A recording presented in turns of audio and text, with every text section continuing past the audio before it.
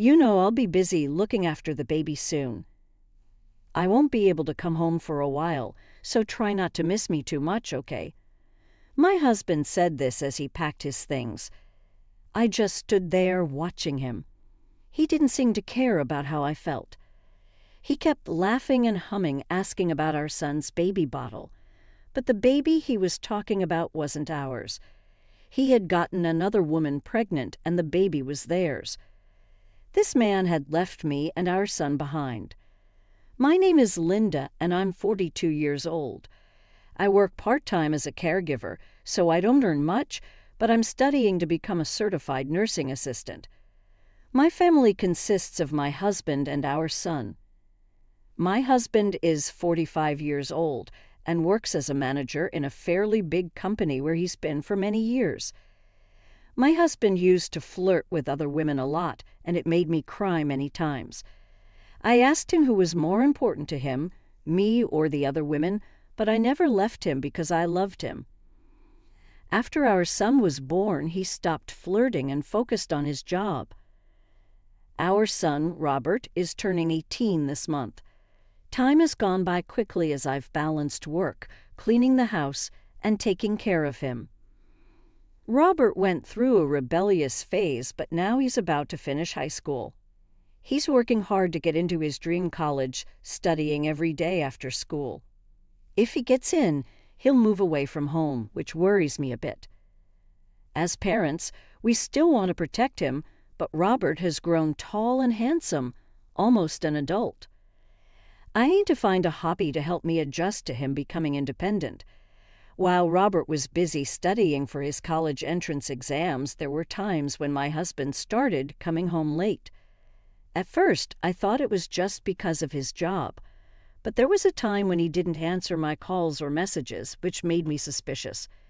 Since then, I found enough reasons to doubt him, like the smell of perfume on his suits and long hairs in the car that weren't mine. But I never found the courage to confront him about it. Then, one day during dinner as a family, my husband drank more than usual with a flushed face. He said, "Robert has really grown up, hasn't he? I still want to be a kid, though. But you've grown so much taller since middle school, and your face has become more mature, hasn't it?" Robert seemed embarrassed to be treated like an adult and scratched his head. My husband, looking at him casually, asked, "So you don't need your old man anymore, huh?" "What are you talking about?" Caught off guard by the sudden change in conversation, I couldn't help but chime in. Both Robert and I looked at him suspiciously as my husband finished the rest of his beer and said, "Well, the thing is, my girlfriend is pregnant." The room fell silent. Did he just say what I think he said? Girlfriend? Pregnant? It didn't make any sense. I let out a dry laugh. "I think you've had too much to drink today." "No, this is a true story," he insisted. "I met her a year ago, and we've been dating ever since. I was planning to keep it a secret, but it seems like we accidentally made a baby." I stood up quickly and covered Robert's ears. Robert didn't seem to follow, looking at his father with a blank expression. "Robert, go back to your room." "What?" "This is the last time we'll all be together." I haven't had much time to talk to Robert lately. "Let him stay here a little bit longer." "How can you say that?" "I don't understand how you think it's okay for our son to hear this." I couldn't control my anger, and my voice rose. I hugged Robert tightly, wanting to shield him from the conversation. He's already in a sensitive period because of his upcoming exam, so I don't want him to hear this kind of talk. But my husband didn't care and kept talking. "Well, I'm not coming home for a while because I'll be helping her raise the baby." My head spun at my husband's words. So he'd been seeing another woman and was having a baby with her, and he's only telling us now when the birth is near. I couldn't understand his behavior, and I felt like I was going to lose it. We have been together for over 20 years. There were times when I just genuinely disliked him, but I always felt secure when I saw him being a responsible father to Robert. Did he really want to be with his mistress so much that he would throw away all the trust we had built over the years? Well, that's how it is. I'm going to leave this weekend and I'll start getting ready now, he said, starting to pack his things in a backpack. I stood there, feeling like a hole had been torn in my heart. Hey, do we still have the baby bottles Robert used? My husband was all smiles. Unlike us, I silently shook my head. There was one thing left, but it wasn't for him and his mistress. It was saved for when Robert grew up so my husband and I could look back on our parenting together, praising each other and sharing memories. My husband left the room muttering about it being a waste and went to the bedroom to organize his clothes. Did he just abandon us? Robert whispered, tears in his eyes, and I couldn't find the words to deny it. 3 days later, my husband was apparently heading to his mistress's place when I cried that I had actually once believed in him. He said, "I'd always wanted a second child, but you were always so busy, right? And while we were doing all that, we got older and older." I knew we couldn't have another one. His laugh hurt my heart deeply.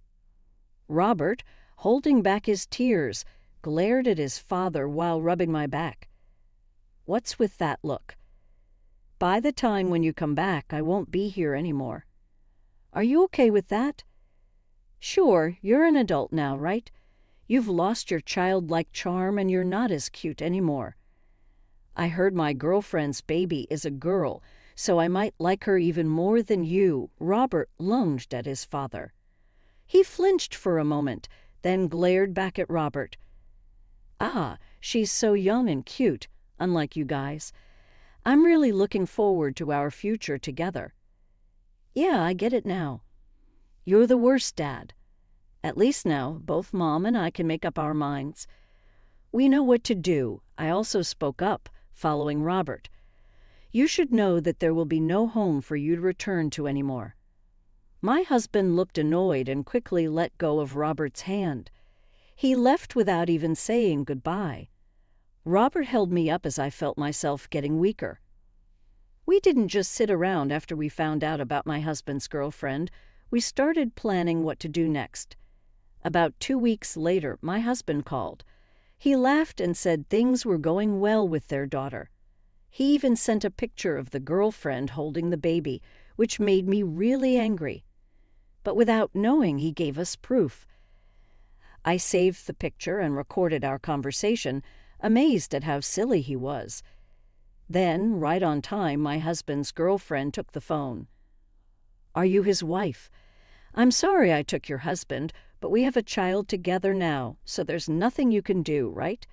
Hey, being a parent is a handful. It's good you're cool about it. When your husband talked about you, I thought you were just someone who cried a lot and couldn't handle stuff, but you're not like that at all." That's what he'd been telling his girlfriend about me. Half a year ago, those words would have hurt me a lot, but now they didn't faze me. I didn't love my husband anymore. "You knew he was married with a kid and you still went after him, didn't you?" "At first, I didn't know he was married. Your husband always took off his wedding ring when we met, so when he finally told me, I was surprised. But it didn't change how I felt about him. We're meant to be together forever," she said. It's a good thing they're both clueless, I thought to myself. This would prove that the mistress knew my husband was married, but still stayed with him. Her words made me mad, but this evidence would be crucial. If she seemed sorry and upset about the baby, it would have been harder to get back at her. I wished them luck and ended the call. 2 years later, I saw that familiar number on my phone. I took a deep breath before answering. "Hey, how have you been?" "I'm on my way home, so make sure the house is clean, okay? Didn't I tell you there's no home for you anymore?" "What are you trying to prove?" My husband sounded frustrated. "Yes, I know I left suddenly, but I can't leave her to raise the child alone, can I? You're a mother too, you should get it." He still doesn't understand. He hasn't changed since that day. But maybe that's a good thing. It makes me sure that Robert and I were right to look out for ourselves. I think you've got it wrong. There's literally no house for you to come back to." "I sold it," I said, hearing my husband gasp. I decided to explain everything that happened that day 2 years ago to my husband, who seemed clueless. My son and I were figuring out how to get him out of our lives for good. In the middle of it, I realized he might want to come back, but after all he'd done and said, I couldn't live with him anymore. Even our house felt tainted. Now when I shared this, Robert calmly asked me, "Isn't this house in your mom's name?" "Yes, we renovated and moved into this house that I inherited from my grandfather," I replied. "In that case, why don't we sell it?" Robert suggested. His suggestion surprised me, but selling the house would make sure my husband couldn't come back. Plus, we could use the money to hire a lawyer and a private investigator for the divorce. Robert had been saving money for months, so we could live without worries. With his savings and a bit more, I could move away with him. I agreed to Robert's idea and started getting things ready. Robert worked really hard in his studies and got accepted to a college far away. I also got certified as a nursing assistant, which meant I could earn more and work anywhere. So we sold a house. We made sure to get permission from my grandfather, who had taken care of me like my parents since mine had passed away early. When I told him about my husband, he was really mad. My grandparents gave us some of their savings to help us start our new life. They insisted, saying they didn't need the money at their age. They handed me an envelope filled with cash, and I was moved to tears by their kindness. With their help, we moved to the state where Robert's college was located. You never cared about what we were doing while Robert was studying for his exams, so I bet you don't know where we live now, I told my husband. You can't trick me like that. My husband's voice got louder, sounding panicked. If you're lying, come prove it yourself. We're busy, so we'll hang up now. Hey, wait. Robert, who had been quietly listening, took the phone from me. Dad, remember what you said, that we don't need you anymore? We agree. We don't need a dad who leaves us for his girlfriend. With a firm tone, Robert told him this, and my husband started crying. Please don't leave me. I know I messed up. I took the phone back, ready to end things. You might not want a divorce, but we're moving forward with it. And did you know if your girlfriend's baby was conceived during her marriage, you'll have to pay even more in alimony? Better start preparing for that. I hung up without waiting for his reply. He kept calling, but I ignored it. I didn't need any more stress. From now on, my husband would have to deal with the costs of raising his girlfriend's child and paying me alimony. My husband wasn't good at supporting himself, and I always had to clean up after him. He'd leave dirty dishes and laundry everywhere, hardly ever helping around the house. Sometimes he'd proudly take out the trash, but that was rare. I don't think he and his young girlfriend will last long. After speaking my mind, I feel like a weight has been lifted off my chest. I take a deep breath.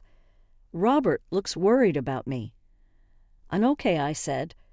What I needed to say, and I feel much better now. Let's go out and eat something you like today. I forced a smile at Robert.